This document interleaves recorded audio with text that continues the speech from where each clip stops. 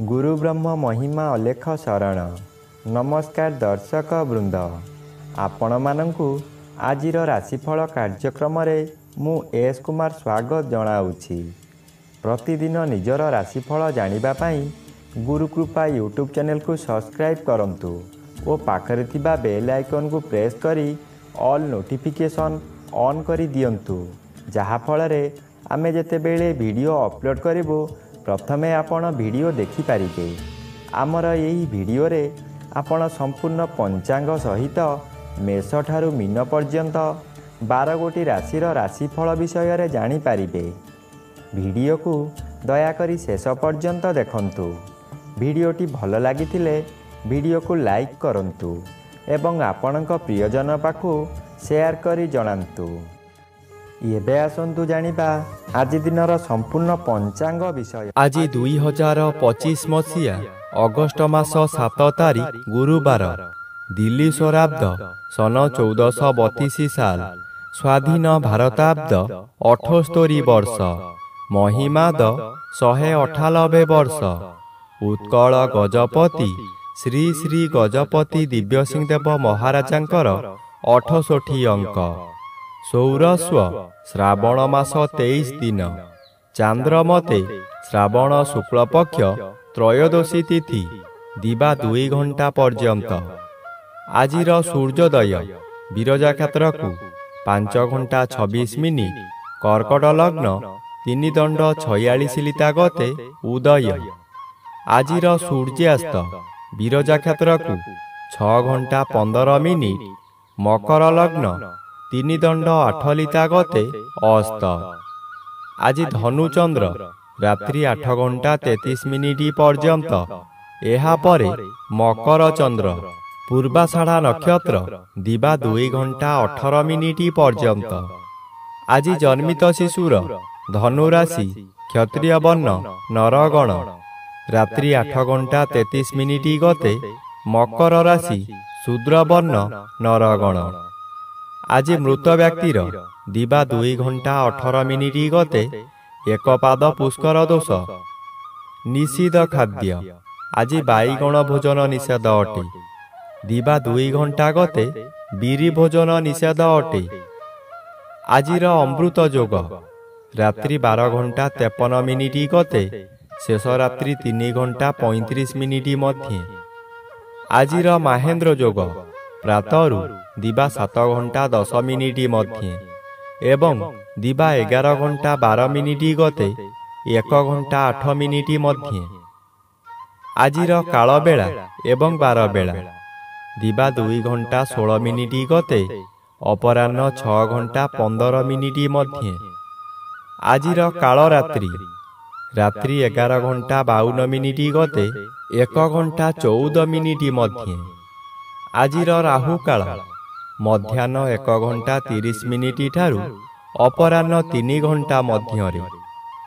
आज रात्रि 8 घंटा 33 मिनिट मध्य तुला राशि और कुंभ राशिर घात चंद्र, एहा परे सिंह राशिर घात चंद्र।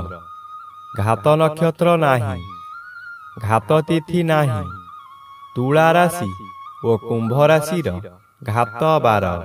प्रिय बंधुगण, एबे आसंतु जानिबा मेष ठारू मीन पर्यंत 12 गोटी राशिर राशिफल विषय रे। राशि चक्र प्रथम राशि मेष राशि। आज मेष राशि जन्मित व्यक्ति मानक सकाशे चतुर्थ रवि बाधा प्राप्त अछंती, अशुभ फल प्रदान करिबे नाही। नवम स्थान रे चंद्र गोचर करूछंती, शुभ फल मिलिब। नवम चंद्र शुभ कर्म कराइब। आपण जेउ कर्म पूर्वरु आरंभ करिथिले से कार्य एही समय रे पूर्ण होई जीव। पूजा पाठ और गुरु भक्ति रे मन निवेश करिबे। कोनोसी अनुष्ठान रे बहु आर्थिक सहाय्य करि पारंती। विभिन्न महलरु प्रशंसा मिलिब। एबे आसंतु जानिबा राशि चक्र द्वितीय राशि वृष राशि विषय रे। आज वृष राशि जन्मित व्यक्ति मानक सकाशे ଅଷ୍ଟମ ସ୍ଥାନରେ ଚନ୍ଦ୍ର ଗୋଚର କରୁଛନ୍ତି, ଅଶୁଭ ଫଳ ମିଳିବ। ଅଷ୍ଟମ ସ୍ଥାନ ଆୟୁ ସ୍ଥାନ ଓ ମାରକ ସ୍ଥାନ। ଚନ୍ଦ୍ର ଏପରି ଏକ ଗ୍ରହ ମୃତ୍ୟୁକୁ ମଧ୍ୟ ମାରିପାରେ। ଚନ୍ଦ୍ର ଅଷ୍ଟମରେ ଭ୍ରମଣ କରୁଥିବା ସମୟରେ ବହୁ ଦୁର୍ଘଟଣା ମଧ୍ୟ ଘଟାଇପାରେ। ତାହା ମାନସିକ ହେଉ କିମ୍ବା ଶାରୀରିକ। ନିଜକୁ ସତର୍କ ନ ରହିଲେ ନିଜ ଗୋଡ଼ରେ ନିଜେ କୁରାଢ଼ି ମାରିବା ସଦୃଶ୍ୟ ହେବ। ଏଣୁ ମନକୁ ଶାନ୍ତ ରଖନ୍ତୁ, ବ୍ୟବହାର ଠିକ୍ ରଖନ୍ତୁ। ଏବେ ଆସନ୍ତୁ ଜାଣିବା ରାଶିଚକ୍ରର ତୃତୀୟ ରାଶି ମିଥୁନ ରାଶି ବିଷୟରେ। ଆଜି ମିଥୁନ ରାଶି ଜନ୍ମିତ ବ୍ୟକ୍ତିମାନଙ୍କ ସକାଶେ ସପ୍ତମ ସ୍ଥାନରେ ଚନ୍ଦ୍ର ଗୋଚର କରୁଛନ୍ତି, ଶୁଭ ଫଳ ମିଳିବ। ଏହି ସମୟରେ ଚାକିରି ନ ପାଉଥିବା ବ୍ୟକ୍ତି ଚାକିରି ପାଇପାରନ୍ତି। ଚାକିରି କରୁଥିବା ବ୍ୟକ୍ତିମାନଙ୍କର ପଦୋନ୍ନତି ହୋଇପାରେ। ବ୍ୟବସାୟ କରୁଥିବା ବ୍ୟକ୍ତି ଅଧିକ ବ୍ୟବସାୟକୁ ବୃଦ୍ଧି କରିପାରନ୍ତି। ଉତ୍ତମ ରୂପେ ବ୍ୟବସାୟ ଚାଲିବ। ଆଶାଠାରୁ ଅଧିକ ଲାଭ କରିବେ। ପରିବାରକୁ ନୂତନ ବନ୍ଧୁ ଆସିପାରନ୍ତି। ଅବିବାହିତ ମାନଙ୍କର ବିବାହ ହୋଇପାରେ। ଏବେ ଆସନ୍ତୁ ଜାଣିବା ରାଶିଚକ୍ରର ଚତୁର୍ଥ ରାଶି କର୍କଟ ରାଶି ବିଷୟରେ। ଆଜି କର୍କଟ ରାଶି ଜନ୍ମିତ ବ୍ୟକ୍ତିମାନଙ୍କ ସକାଶେ ଜନ୍ମର ବି ବାଧାପ୍ରାପ୍ତ ଅଛନ୍ତି, ଅଶୁଭ ଫଳ କମ୍ ମିଳିବ। ଷଷ୍ଠ ଚନ୍ଦ୍ର ବାଧାପ୍ରାପ୍ତ ଅଛନ୍ତି, ଶୁଭ ଫଳ ବଦଳରେ ଅଶୁଭ ଫଳ ମିଳିବ। ପାରିବାରିକ କଳହ ହେବ। କର୍ମରେ ବିଫଳତା ଆପଣଙ୍କ ଜ୍ଞାତି ଶତ୍ରୁମାନଙ୍କ ଦ୍ୱାରା ହେବ। ପ୍ରତ୍ୟେକ ସ୍ଥାନରେ ଅପମାନିତ ହେବେ। ବ୍ୟବସାୟରେ ଆପଣଙ୍କର ବହୁ ହାନି ଘଟିବ। ଅର୍ଥ ସକାଶେ କାହା ସହିତ ଯୁକ୍ତିତର୍କ ହୋଇପାରେ। ବିଦ୍ୟାର୍ଥୀମାନଙ୍କର ଜ୍ଞାନ ଲୋପ ହେବ। ଏବେ ଆସନ୍ତୁ ଜାଣିବା ରାଶିଚକ୍ରର ପଞ୍ଚମ ରାଶି ସିଂହ ରାଶି ବିଷୟରେ। ଆଜି ସିଂହ ରାଶି ଜନ୍ମିତ ବ୍ୟକ୍ତିମାନଙ୍କ ସକାଶେ ଦ୍ୱାଦଶର ବି ବାଧାପ୍ରାପ୍ତ ଅଛନ୍ତି, ଅଶୁଭ ଫଳ ପ୍ରଦାନ କରିବେ ନାହିଁ। ପଞ୍ଚମ ସ୍ଥାନରେ ଚନ୍ଦ୍ର ଗୋଚର କରୁଛନ୍ତି, ଶୁଭ ଫଳ ମିଳିବ। ଆପଣଙ୍କ ସ୍ୱାସ୍ଥ୍ୟ ଉତ୍ତମ ରହିବ। ପୂର୍ବରୁ ଯେଉଁମାନେ ହଇରାଣ ହରକତ କରୁଥିଲେ, ଏବେ ଆପଣ ଶାନ୍ତିରେ ରହିପାରିବେ। ପଞ୍ଚମ ଗୃହ ଜ୍ଞାନ ଗୃହ ହୋଇଥିବାରୁ ଆପଣଙ୍କର ବିଭିନ୍ନ ଜ୍ଞାନ ବୃଦ୍ଧି ହେବ।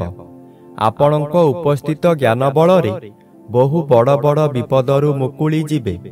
ବହୁ କାମରେ ହାତ ଦେଇ ଆପଣ ସଫଳ ହେବେ। ଶୁଭ କର୍ମମାନ କରିବେ। ଏବେ ଆସନ୍ତୁ ଜାଣିବା ରାଶିଚକ୍ରର ଷଷ୍ଠ ରାଶି କନ୍ୟା ରାଶି ବିଷୟରେ। ଆଜି କନ୍ୟା ରାଶି ଜନ୍ମିତ ବ୍ୟକ୍ତିମାନଙ୍କ ସକାଶେ ଚତୁର୍ଥ ସ୍ଥାନରେ ଚନ୍ଦ୍ର ଗୋଚର କରୁଥିବାରୁ ଅଶୁଭ ଫଳ ମିଳିବ। ଆପଣ କାହାରି ପ୍ରରୋଚନାରେ ପଡ଼ି ବହୁତ ସ୍ଥାନକୁ ଭ୍ରମଣ କରିବାକୁ ଯିବେ। ଆପଣଙ୍କର ସଞ୍ଚିତ ଧନମାନ ଅଯଥାରେ ଖର୍ଚ୍ଚ କରିବେ। ଚତୁର୍ଥ ଗୃହ ବିଦ୍ୟାଗୃହ ଓ ମାତୃଗୃହ ହୋଇଥିବାରୁ ବିଦ୍ୟାର୍ଥୀମାନେ ବିଦ୍ୟା ପଠନରେ ଦୁର୍ବଳ ରହିବେ। ମାତାଙ୍କର ଶରୀର ଅସୁସ୍ଥ ରହିବ। ଥଣ୍ଡା କାଶ ଆଦି ଲାଗି ରହିବ। ଆପଣଙ୍କର ଦୁଃଖ ପରେ ଦୁଃଖ ମାଡ଼ି ଆସିବ। ଏବେ ଆସନ୍ତୁ ଜାଣିବା ରାଶିଚକ୍ରର ସପ୍ତମ ରାଶି ତୁଳା ରାଶି ବିଷୟରେ। ଆଜି ତୁଳା ରାଶି ଜନ୍ମିତ ବ୍ୟକ୍ତିମାନଙ୍କ ସକାଶେ ଘାତଚନ୍ଦ୍ର ଭୋଗ ହେଉଛି। ଘାତଚନ୍ଦ୍ର ସର୍ବଦା ଅଶୁଭ କରାଇବ। ଘାତବାର ଅଶୁଭକୁ ବୃଦ୍ଧି କରାଇବ। ଘରେ ବାହାରେ ପ୍ରତ୍ୟେକ ସ୍ଥାନରେ ଆପଣ ଅପଦସ୍ତ ହେବେ। ବହୁ ପରିମାଣର ବ୍ୟୟ ହେବ। ଶରୀର ଅସୁସ୍ଥ ହେବ। ମଥା ବିଚଳିତ ରହିବା କାରଣରୁ ରାସ୍ତା ଦୁର୍ଘଟଣା ମଧ୍ୟ ହୋଇପାରେ। ସ୍ୱାମୀ ସ୍ତ୍ରୀ ହେଉ କିମ୍ବା ନିଜ ସହକର୍ମୀମାନଙ୍କ ସହ ହେଉ କିଛି ଅପ୍ରୀତିକର ପରିସ୍ଥିତି ଉପୁଜିବ। ଆପଣ ନିଜ ମନକୁ ଶାନ୍ତ ନ କଲେ ନିଜକୁ ନିଜେ ଦଣ୍ଡ ଦେଇ ହଇରାଣ ଓ ଲୋକହସା ହୋଇପାରନ୍ତି। ଏବେ ଆସନ୍ତୁ ଜାଣିବା ରାଶିଚକ୍ରର ଅଷ୍ଟମ ରାଶି ବିଛା ରାଶି ବିଷୟରେ। ଆଜି ବିଛା ରାଶି ଜନ୍ମିତ ବ୍ୟକ୍ତିମାନଙ୍କ ସକାଶେ ନବମ ସ୍ଥାନରେ ଚନ୍ଦ୍ର ଗୋଚର କରୁଛନ୍ତି ଓ ଦ୍ୱିତୀୟ ସ୍ଥାନରେ ରବି ଗୋଚର କରୁଛନ୍ତି। ଶୁଭ ଫଳ ମିଳିବ। ଆପଣଙ୍କର ତେଜ ବୃଦ୍ଧି ହେବ।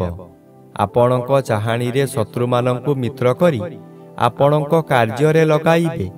ସେହିମାନଙ୍କ ଦ୍ୱାରା ଧନ ଅର୍ଜନ କରି ଆପଣ ଧନୀ ହୋଇପାରନ୍ତି। ବନ୍ଧୁମାନଙ୍କଠାରୁ ବିଳମ୍ବରେ ହେଉ ପଛେ ଖୁସି ଖବର ପାଇ ଆନନ୍ଦିତ ହେବେ। ଆପଣ ଯେଉଁ କାର୍ଯ୍ୟ କରିବାକୁ ଚାହୁଁଛନ୍ତି ତହିଁରେ କେତେକାଂଶରେ ସଫଳ ହେବେ।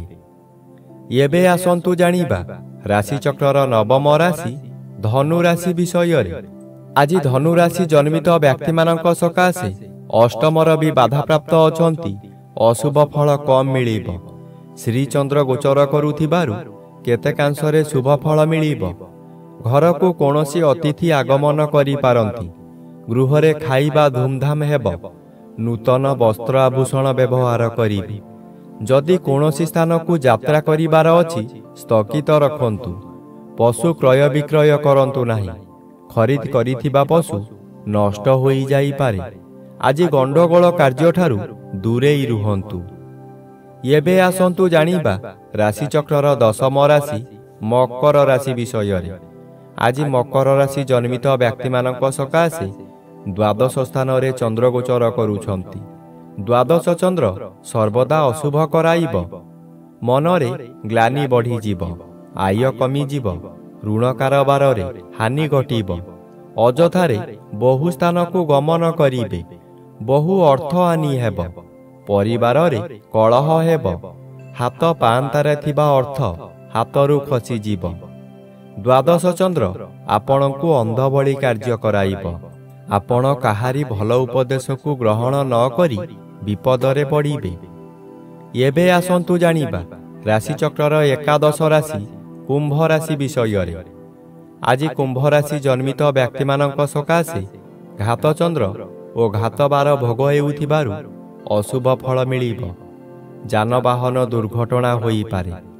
ଆପଣଙ୍କର ଆୟ କ୍ଷେତ୍ରରେ ପ୍ରତିବନ୍ଧକ ଆସିବ। ଯେଉଁ କାର୍ଯ୍ୟ କରି ଆପଣ ଭଲ ଦୁଇ ପଇସା ରୋଜଗାର କରୁଥିଲେ ସେହି କାର୍ଯ୍ୟ କରି ଆପଣଙ୍କୁ ବହୁ କ୍ଷତି ସହିବାକୁ ପଡ଼ିବ। ବନ୍ଧୁମାନେ ଆପଣଙ୍କୁ ବିରୋଧ କରିବେ। ପରିବାରରେ କେହି ସହଯୋଗ କରିବେ ନାହିଁ। ହତାଶ ହୋଇ ଦରିଦ୍ର ପଞ୍ଚାକ୍ଷର ମନ୍ତ୍ର ଜପ କରିବା ବ୍ୟତୀତ ଅନ୍ୟ ଉପାୟ ନାହିଁ। ଏବେ ଆସନ୍ତୁ ଜାଣିବା ରାଶିଚକ୍ରର ଦ୍ୱାଦଶ ବା ଶେଷ ରାଶି ମୀନ ରାଶି ବିଷୟରେ। ଆଜି ମୀନ ରାଶି ଜନ୍ମିତ ବ୍ୟକ୍ତିମାନଙ୍କ ସକାଶେ ଦଶମ ଚନ୍ଦ୍ର ବାଧାପ୍ରାପ୍ତ ଅଛନ୍ତି। ଅଶୁଭ ଫଳ ମିଳିବ।